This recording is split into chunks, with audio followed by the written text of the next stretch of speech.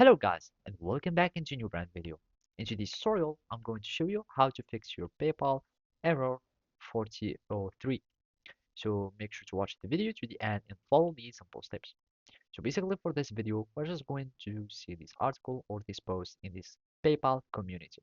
And basically the error 4003 is just like an error for forbidden access. That means that you will need to be authorized to access the PayPal or you will need just to be logged in, etc.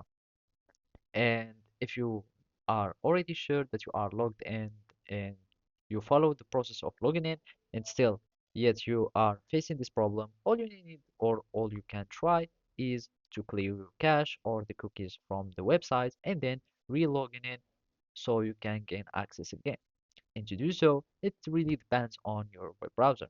For Google Chrome, you can simply just click here in inspect by right clicking on your page, and from here we click on inspect, and basically you will need just to go to the application bar, and from here we can find all these cookies, local storage, session storage, etc. And basically from here you can clear the site data, and from here make sure to include the cookies so you can clear them to here within the website. So you just select cookies, you clear you click on clear site data button, and basically you just refresh the page, and then it will require you or PayPal, you would be required to log in again, and basically the problem should be solved.